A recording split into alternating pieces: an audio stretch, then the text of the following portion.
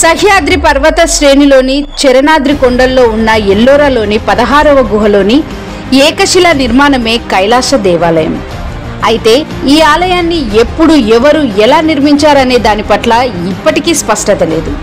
వందల సంవత్సరాల నాటిదని కొందరంటే వేల సంవత్సరాల క్రితమే నిర్మించి ఉంటారని, తర్వాతి కాలంలో మార్పులు చేసి ఉంటారని భావిస్తున్నారే తప్ప సరైన ఆధారం లేదు.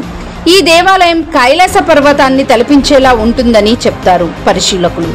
అందుకే శైవ భక్తులు ఆ ప్రదేశాన్ని శివుడి నివాస స్థలంగా భావించి అక్కడ ధ్యానం చేసుకుంటారు. దారినివ్వు ప్రభు అంటూ కొండల్ని, సముద్రాల్ని, భూమాతని పూజించే వైదిక సాంప్రదాయాన్ని అనుసరించే ఇక్కడ మహాయజ్ఞాన్ని నిర్వహించి రాతిని తొలిచారని, అందుకే వేద మంత్రాలను వల్లిస్తుంటే అవి అక్కడ ప్రతిధ్వనించే తీరు మరెక్కడా వినిపించదని అంటారు. ఎల్లోరాల్లోని 34 గుహల్లోనూ దాదాపుగా మధ్యలో ఉంటుంది ఈ ఆలయం. అక్కడ ఉన్న గుహలన్నీ కూడా తొలిచినవే, కానీ ఎప్పుడనేది ఖచ్చితంగా తెలియదు. బహుశా 5 నుంచి 10వ శతాబ్దం మధ్యలో అయి ఉండొచ్చని కొందరు చరిత్రకారులు చెబుతుంటారు. కైలాస ఆలయానికి చుట్టూ ఉండే గోడ 276 అడుగుల పొడవు, 154 అడుగుల వెడల్పు, 100 అడుగుల ఎత్తు ఉంటుంది. హిందూ సంప్రదాయంలో భాగమైన ఏనుగులు అక్కడ ఆలయం లోపల పైభాగంలోనూ కనిపిస్తాయి.